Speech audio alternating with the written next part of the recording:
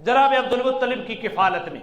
बनु मुदलज एक कबीला था मक्का के अंदर, वो लोग कयाफा शनास थे, चेहरे को देखकर अंदाजा लगा लेते थे बंदे का, पांव के निशानात को देखकर बंदे की नस्ल का अंदाजा लगा देते।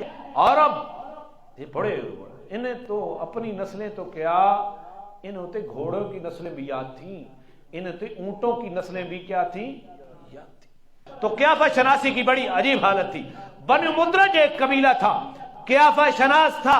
जनाब अब्दुल मुत्तलिब को के पास रसूलुल्लाह सल्लल्लाहु अलैहि वसल्लम मौजूद है, 8 साल से उम्र आपकी कम है, और वो लोग उस कबीला के आप अलैहिस्सलाम के पांव को देख रहे हैं, बार बार देख रहे हैं, और क्या कह रहे हैं, जनाब अब्दुल मुत्तलिब इस बच्चे की हिफाजत करो, इसलिए कि मकाम इब्राहिम के ऊपर जो कदम का निशान है, उस निशान से इस बच्चे का कदम मुशाबे लगता है।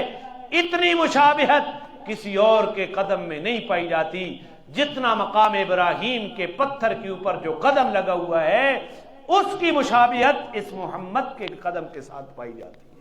यहां से भी क्याफा शनासी से भी अंदाजा लगता है कि आप नस्ल इब्राहिम में थे, नस्ल मकाम इब्राहिम उस पत्थर को कहते हैं जिस पत्थर को बतौर कवादा हजरत इब्राहिम ने इस्तेमाल किया काबतुल्लाह की तामीर के वक्त, और बतौर मोजज़ा अल्लाह ने जनाब इब्राहिम के कदम उस पत्थर के ऊपर सबत फरमा दिए।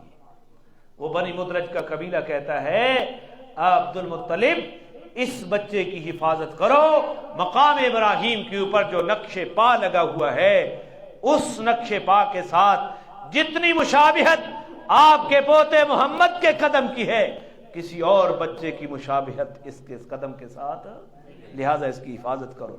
तो आपकी नबूवत की निशानियां तो आपके बचपन से पहले शुरू हो गई, पहली किताबों के अंदर भी मौजूद थी।